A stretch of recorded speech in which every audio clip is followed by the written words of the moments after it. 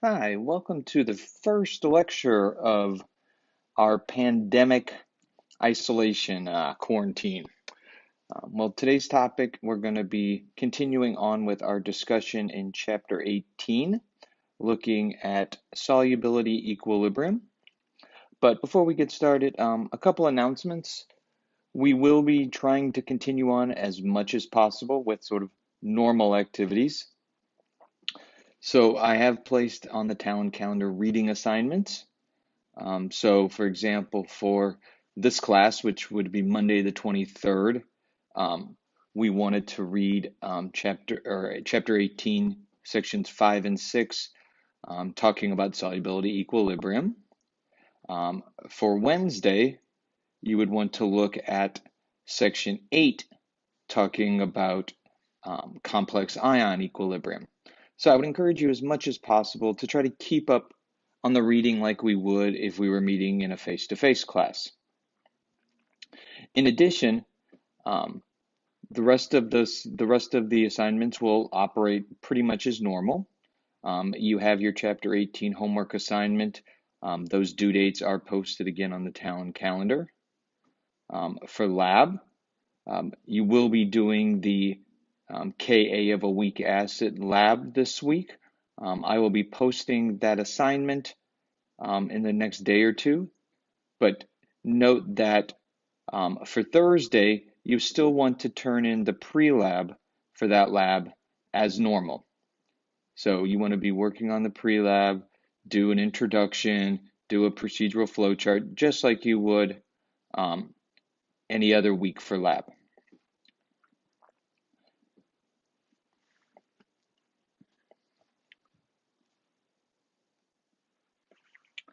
One last comment about class procedures. We will be having normal Friday quizzes. They are now structured as Talon quizzes, and so that quiz will become available on Friday morning. I think it's 7 a.m., and you will have all day Friday to take it. They are timed quizzes, about 12 minutes or so, and you'll get one attempt just like we were taking them in class. So you want to look in on Talon under, again, the Unit 3 and look for the Week 10 quiz. And you want to make sure and complete that on Friday. So I hope everybody is surviving out there under these nice quarantine conditions. And hopefully having these videos will add a little bit of normalcy to this experience as we try to get through this and learn some chemistry at the same time. So again, today's topic, we're going to be talking about solubility equilibrium. So continuing our discussions in Chapter 18. Now, solubility equilibrium deals with a concept that we first talked about back in Chapter 5 in Chem 1, where you learned about solubility rules, right? And we learned that all ionic compounds dissolve in water to some degree. At that point, we classified things as either soluble or insoluble, but in reality, some of those compounds that we call insoluble are really just very low solubility, very much imperceptible to just observing the solution. Then at the beginning of this semester, we started talking about solutions and how those are homogeneous mixtures. And of course, one type of those solutions were dissolving a solid into a liquid. So having a solid solute into our liquid solvent. So in this chapter, in this section, we're going to talk a little bit about the equilibrium that is present there between the dissolved solid and the solid itself. So when the solid is added, right, it initially will start to dissolve, and then at some point, an equilibrium develops where the rate of dissolving solid is equal to the rate of what we would call recrystallization, or coming back out of solution. And so that's the equilibrium that we're going to be exploring in this section. So we can apply all the same concepts that we have to other kinds of equilibrium that we to this solubility equilibrium.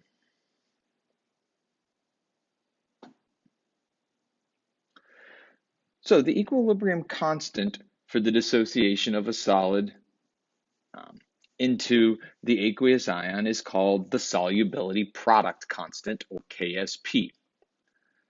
So this describes the equilibrium here between the solid and the dissolved ions. And notice, of course, the equilibrium arrow indicating that there is a balance there between the rate of dissolving and recrystallization. Now, we can express the equilibrium expression, right, the KSP expression, as normal with our products over our reactants. And so in this case, right, the reactant is a solid. So of course, it won't be included in our equilibrium expression. So it ends up only being the product of the ion concentrations, or our products here. And so for the example listed here, we would have the solubility of the silver ion times the concentration of the chloride ion. Now, of course, these concentrations are going to be related by the stoichiometry of our initial compound. So in this case with silver chloride, we have a 1-to-1 stoichiometry. So we're going to get equal amounts of silver ion and chloride ion. So these two values, right, are going to be the same. We're going to create the same number of silver ions as we do chloride ions, a 1-to-1 stoichiometry. Now, if we look at this table real quick here, we can see that there's a huge range of these KSP values. And remember from our general discussion of equilibrium, the bigger that number is, the more product favored. So in this case, right, the more soluble, right, the more it favors the dissolved compound. So things that we would commonly associate as being soluble, something like barium fluoride or calcium sulfate here, right? These are going to have fairly large, if you will, solubility products. Now, this table is just obviously a sample list, and most of these are, even the ones that have fairly high values, are still fairly low solubility. But we can go to extremes here and see things like silver iodide, silver chloride,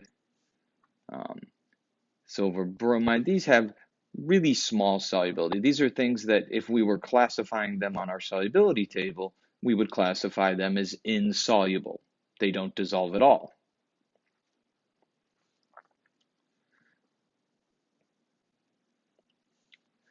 Now, some vocabulary here.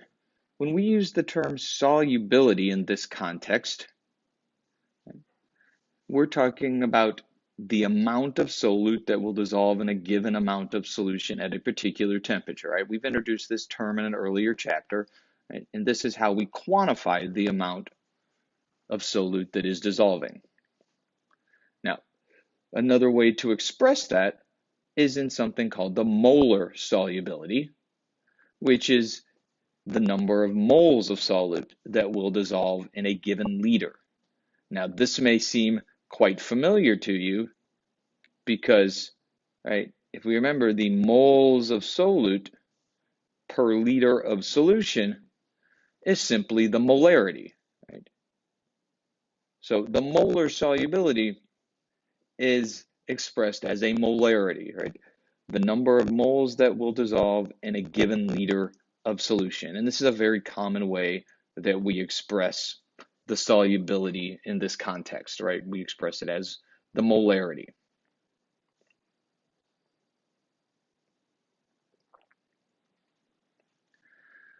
Now, the molar solubility is, of course, related to the KSP value. But we have to be careful in comparing these. So if we remember from our previous slide that the example for silver chloride, the KSP value is equal to the solubility of silver ion times the chloride ion. So each of these values would be the molar solubility of that ion, right?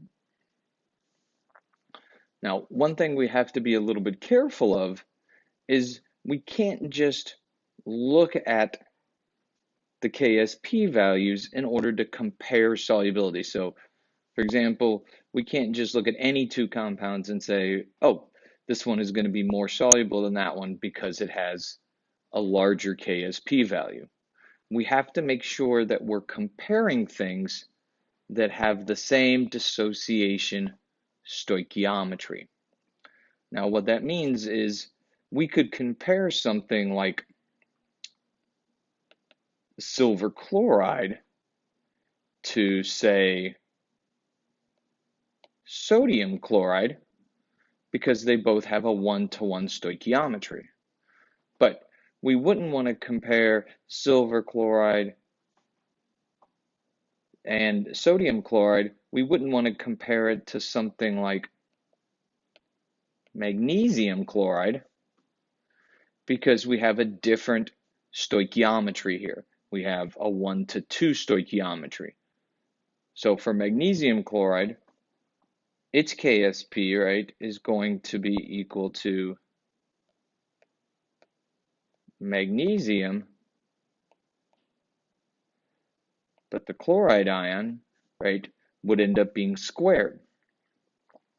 So we can't compare this KSP to the KSP for silver chloride.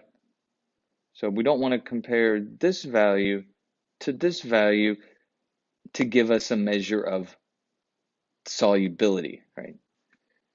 Because we have a different stoichiometry. So we just have to be careful to look at the stoichiometry if we want to make direct comparisons or use KSP to predict if one material is more soluble than another.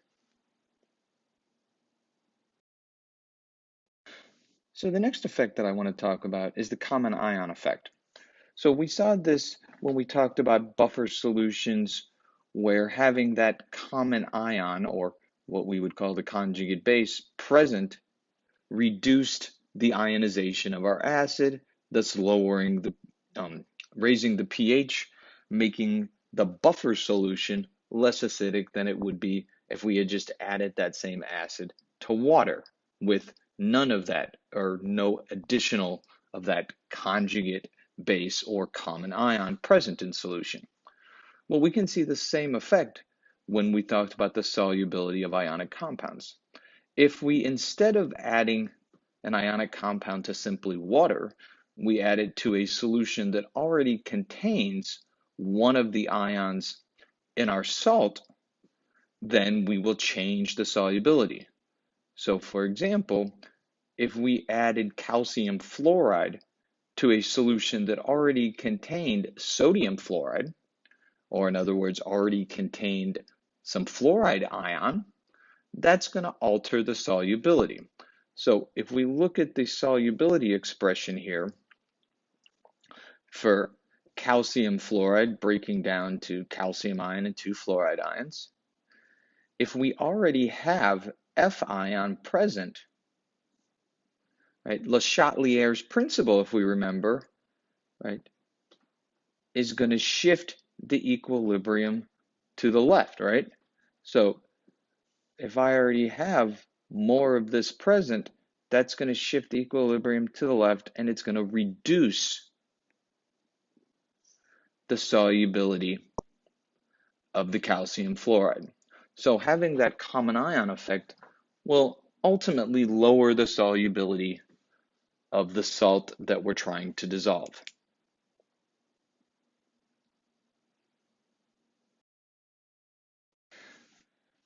Now, the pH of a solution will also have an effect on the solubility, just like we saw with the common ion.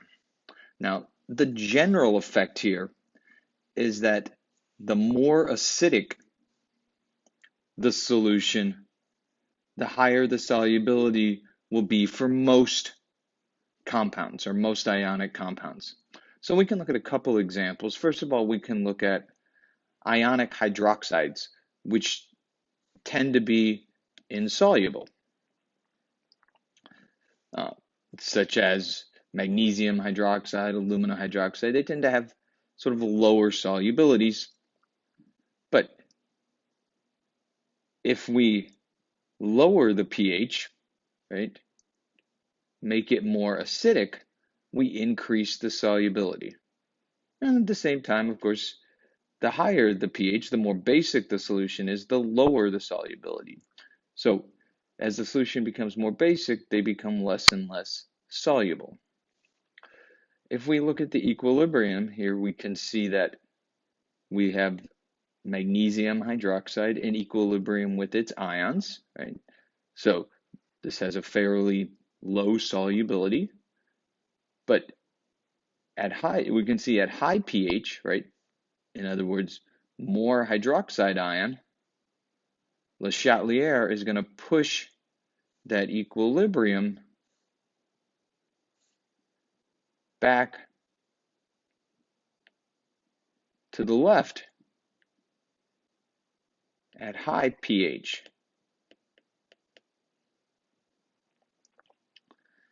Now, if you lower the pH, right, you're going to have a less hydroxide, right?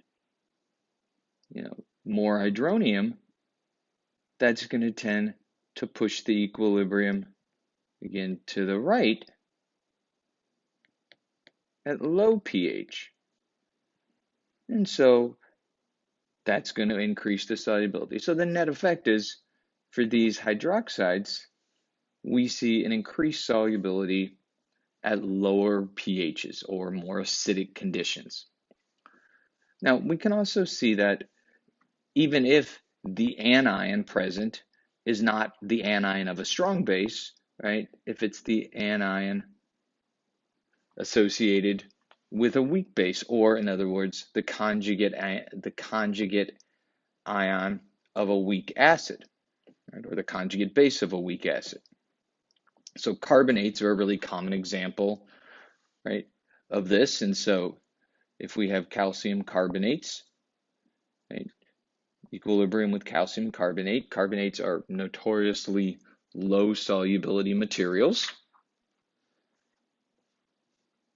But if we increase the acidity, right, in other words, if we have more hydronium ion, right, that hydronium ion is going to react with the carbonate ion here.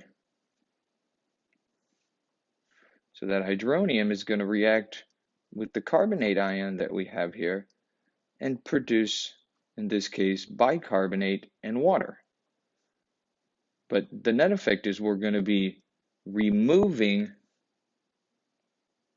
carbonate, which is going to push our equilibrium to the right at low pH. Or in other words, it's going to make our carbonate more soluble, because our product here, our carbonate ion, is being used up by the hydronium ion in solution in the more acidic conditions and converting it to bicarbonate and water, which is then going to pull the carbonate into solution.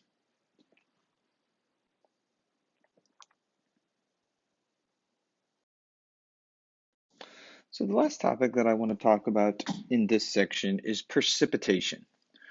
So we're all familiar with precipitation from Chem 1, where we talked about precipitation reactions, where if we mixed two solutions of with dissolved ionic compounds, right, and two of the ions present can combine to make something, to combine to give us an ionic compound that is insoluble according to our solubility rules, or as we see now, meaning it has a very low KSP value, then it will precipitate out of solution.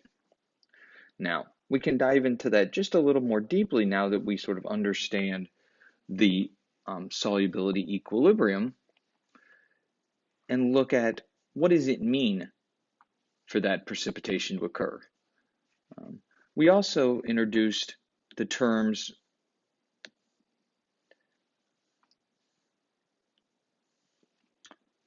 saturated, unsaturated, and supersaturated or above saturation, right? Earlier. And we knew that something precipitates when we get above the saturation, right? So unsaturated simply meant we were below the solubility maximum for that. And saturated means we were at that solubility maximum, right? The most that we can dissolve. And if we were above the saturation, or sometimes called supersaturated, right, then we would start to precipitate out. So that's what we're going to see here, right? But how can we use KSP to help us? Well, we're going to rely back on something we learned back in chapter 16 when we first talked about equilibrium, and that is the reaction quotient, or Q, right? Which is just simply solving the equilibrium expression, products over reactants, but at non-equilibrium conditions. So in this case, we're going to use the concentrations of our ions under whatever the current concentrations are. We're going to calculate our Q and then compare that, of course, to KSP. And we have three possibilities, right? If Q is equal to KSP, right, then we're saturated. We're at equilibrium, right? That's what the saturation point tells us, right? That's when we're going to be at equilibrium. If Q is less than KSP, then we're at conditions that we are unsaturated, and equilibrium, right? If we want to think about it, the equilibrium is going to move to the right to get to equilibrium, right? So our reaction is going to move to the right until we reach the equilibrium, or try to, right? If there's solid available to dissolve.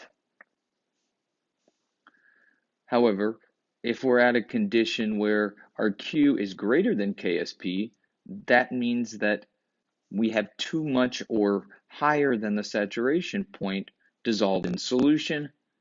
That's going to trigger a precipitation. So if we create conditions where Q is greater than KSP, that's where we're going to see the precipitation, and we're going to create the precipitate. Now, some solutions are more stable than others, right? So we talked about in earlier chapters about creating supersaturated solution, right? These are typically able to be created where some solutions are more stable in solution, right? So where Q is greater than KSP, but we don't see immediate precipitation. For materials that can do that, they're able to create supersaturated solutions. But of most materials, as soon as you go above that solubility limit, you're going to start to see precipitation, right? And just like we saw when we talked about precipitation reactions. So when the solubility gets higher than what it is at the saturation point, that tells me we're going to see precipitation. So for example, if I add a solution of sodium chromate and silver nitrate, I can create a precipitate of silver chromate because silver chromate has a very low solubility.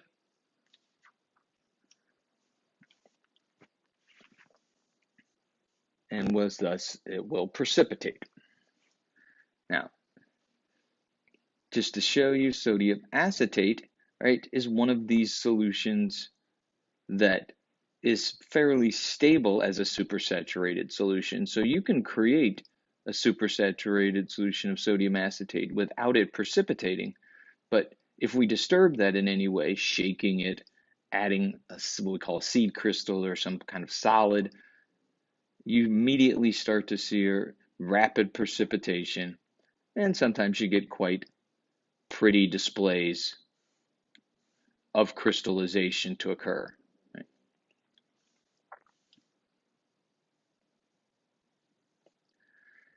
Now, we can also use this sometimes to do what's called selective precipitation. So this would be a situation where we have multiple different cations, so different metal ions in solution, that maybe we want to selectively remove one of the metal ions from solution, but not the others.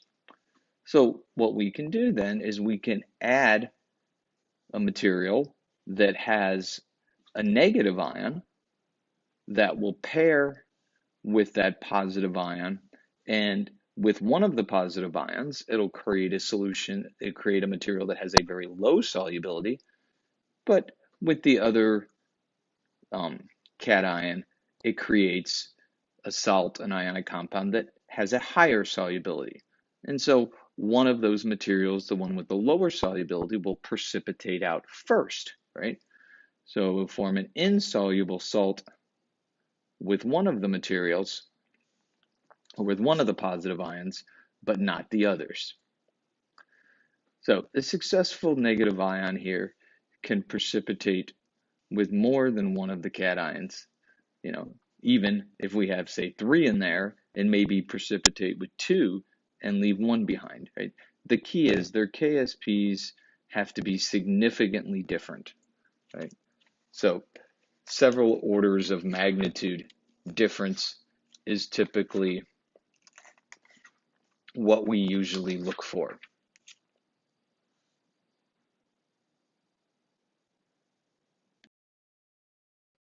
So that gives us an overview of solubility equilibrium and some of the effects that we see with it.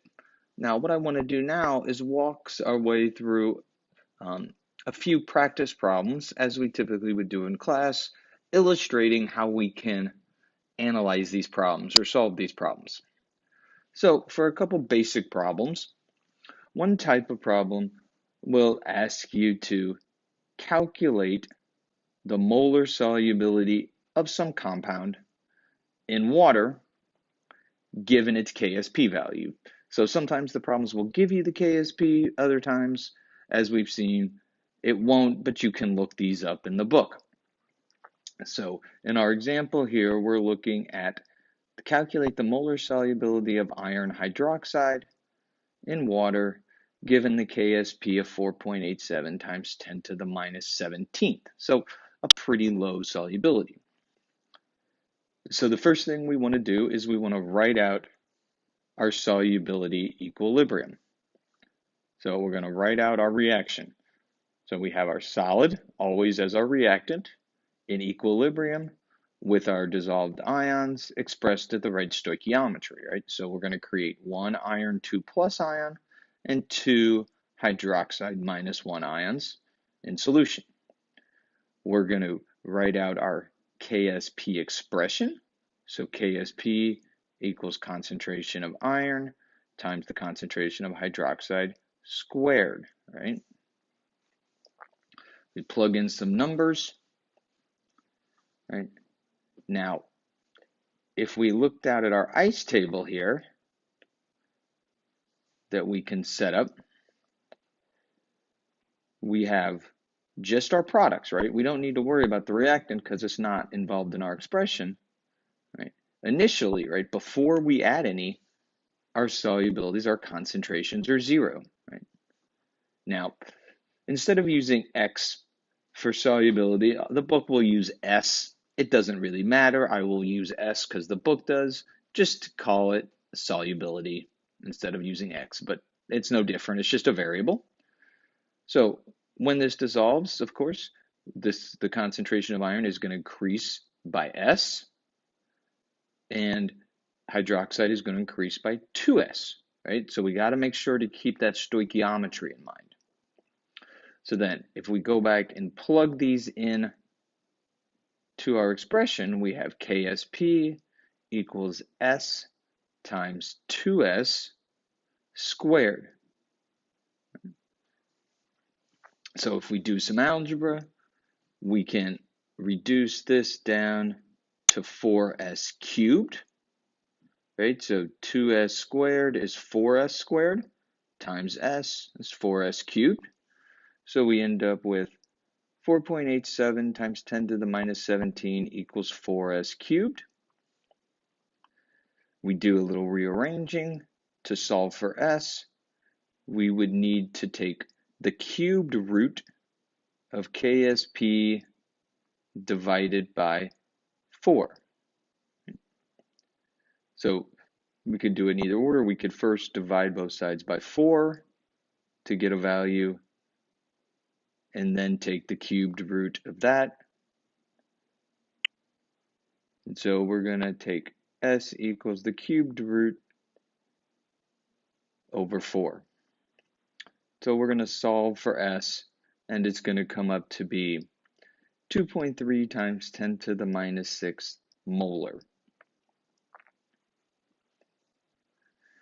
Now, if we then use these values to go back and recalculate the concentrations, well, of course, iron is equal to S, so it's going to have a concentration of 2.3 times 10 to the minus 6th, and hydroxide is twice that, or 4.6 times 10 to the minus 6th.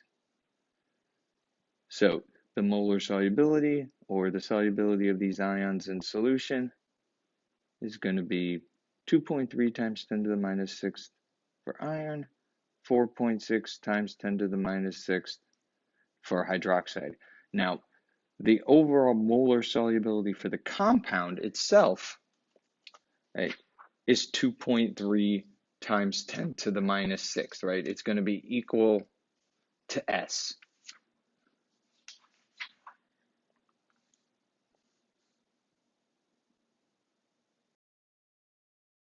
Okay, so that's one type of problem. So a second type of problem might be just the opposite, right? Where we're given the molar solubility of a compound, and we're asked to calculate its solubility in a common ion, right? So now we're going to explore the common ion effect. So we're told that the molar solubility of calcium fluoride in water is 3.32 times 10 to the minus 4. So what is the molar solubility of that same calcium fluoride if we have a 0.1 molar, if we, instead of dissolving it in water, we dissolve it in 0.1 molar sodium fluoride solution? So this is no different than the problem we just solved, except instead of having a 0 concentration of both ions, now we have 0 of the calcium ion, but we already have 0.1 molar solubility of F minus, or the fluoride ions. Now, the KSP here is either given, or we can look it up, for this compound of 1.46 times 10 to the minus 10. So we're going to go through our ice table the same way, right? We use our stoichiometry, and so we're going to have a calcium concentration of S and a concentration of fluoride ions of 0.1 plus 2S, right? Our 2-to-1 stoichiometry. Now, you'll notice the S is small approximation here. We're going to allow ourselves to make that same approximation we have in other equilibrium, assuming that the change here is not going to be significant compared to our original concentration. So in other words, the concentration at equilibrium is not going to change significantly. Again, that 5% threshold is what we're going to use. So we set up our KSP equals S times 0.1 squared. Pretty straightforward math at this point. So KSP equals 0.01. We do the square times S, and then it's a simple division, and we get our calcium concentration is equal to 1.46 times 10 to the minus 8, right? That's equal to S. And our fluoride ion concentration is going to be equal to 0.1 plus 2 times that. And again, if we do that, we see that to significant figures, our concentration of fluoride ion is unchanged. So we don't really have to do the check here, right? We're getting exactly the same answer. And just doing our math here, we can see that the change, the effect here is going to be out in the like 7th or 8th decimal place, right? Well beyond any value, anything that would affect the 0.1 in terms of the significant figures. So that's calculating the molar solubility in a solution where we have a common ion present. And what the message here should be that if we look at this number, right, the solubility of calcium, or in other words, our molar solubility, it is less than the molar solubility we saw in water, right? So in water is 3.32 times 10 to the negative fourth molar. When we already have that common ion, as expected, we're going to push the equilibrium back to the left, and our solubility is reduced to 1.46 times 10 to the minus 8th. So much lower solubility in that with that common ion present. So the last problem I want to look at here is a problem dealing with selective precipitation. So our problem here is that in seawater, magnesium ions are present at 0.059 molar, and calcium ions are present at 0.011 molar. These ions can be separated by precipitation with hydroxide ion. So the question we want to look at is what hydroxide ion is necessary to precipitate the ions. So we're first going to look at magnesium. So what concentration of hydroxide ions would be necessary to cause the magnesium to start to precipitate out of solution as magnesium hydroxide? So the first thing is we're either given or we'll look up the KSP for magnesium hydroxide, and we see that it's equal to 2.06 times 10 to the minus 13. Now, when you're looking at the table, you might notice that that's lower than the KSP for calcium hydroxide. And what that means is that the magnesium is going to be less soluble, so it's going to precipitate first. So that's why we're going to look at that one first.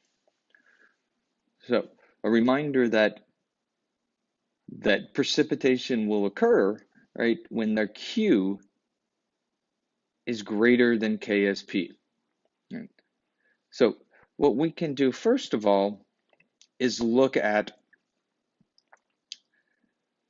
when to solve for Q at our given conditions or at our given magnesium concentration. So in other words, we were told that magnesium is 0.059 molar. What hydroxide ion concentration do I need for Q to be equal to KSP? So what is my equilibrium concentration of hydroxide be where we're at saturation? And so this is kind of like setting an equation equal to 0, right? This is the point where we're going to tip.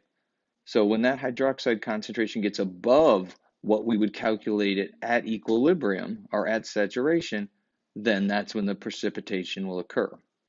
So if we solve for hydroxide ion here, plugging in our magnesium, plugging in our KSP value, we get KSP equals 0.059 times hydroxide squared. We do a little algebra, divide by, take the square root. We get at equilibrium, our hydroxide ion concentration would equal 1.9 times 10 to the minus 6th. So above this, so if we're greater than this concentration, right, precipitation will occur. So when hydroxide becomes larger than 1.9 times 10 to the minus 6th, then we start to get precipitation to occur of the magnesium hydroxide. So now if we turn our attention to looking at the calcium hydroxide, at this point, right, we draw out our equilibrium, of course, and we draw out our expression. Now, our given calcium concentration in seawater was 0.011. And so if we take a similar approach using the KSP of calcium hydroxide, we can solve for what hydroxide ion would be present at equilibrium, and therefore anything above that would trigger precipitation to occur. So if we plug it in, again, solve for hydroxide ion, dividing by 0.011, taking the square root, right? We get that precipitation of calcium hydroxide won't occur until the hydroxide concentration is greater than 2.02 times 10 to the minus 2. So you need a much higher concentration of hydroxide ion to get precipitation of the calcium hydroxide. So what should illustrate is that it's fairly straightforward because there's such a big gap here, right? Big concentration gap. As long as we keep the hydroxide concentration above this value and below this value, so between these two, right, we're going to get precipitation of magnesium hydroxide, but the calcium hydroxide is not going to precipitate. So in other words, the calcium ions will stay in solution. And so magnesium will, of course, precipitate first.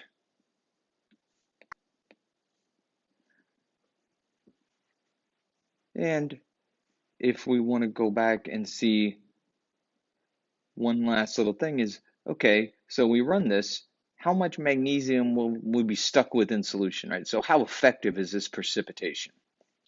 So the idea here is I can take the hydroxide concentration as high as 2.06 times 10 to the minus 2 before the calcium starts to precipitate. So I don't want to take it beyond that if I want to keep the calcium in solution. So at this concentration of hydroxide, how much magnesium will still be present in this equilibrium, right? So we plug in the KSP value for magnesium hydroxide. We plug in a hydroxide concentration equal to what we have before the calcium precipitates, and we calculate the magnesium concentration at that point. And what that tells me is that at this point, there would still be some magnesium left at a concentration of 4.9 times 10 to the minus 10, but remember our starting concentration was 0.059 molar, right? Or 5.9 times 10 to the minus 2, right? So we've removed almost all of the magnesium ions from solution, just leaving a very small amount in solution. By adding hydroxide, we can keep the calcium in solution, get rid of the magnesium selectively. So a use of selective precipitation. So this same type of selective precipitation that we just witnessed here in this problem is what we see with a common household problem or problem in general, especially in this part of the country, and that is with hard water, right? So one of the things that we see is that a lot of our water has a lot of limestone in it, right? Because we have a lot of limestone formations, and so therefore we have a lot of calcium ions. There's also going to be magnesium ions in there from various minerals, and those minerals will want to precipitate out, right? That calcium carbonate and magnesium carbonate will precipitate out as the water evaporates, right? Because they have fairly low precipitations. Now, in fact, it's exactly the opposite in terms of order of what we saw in the previous slide or in the previous problem, in that case, with the carbonates, that calcium carbonate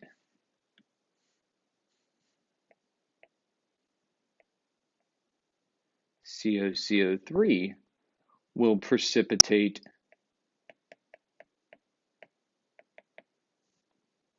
before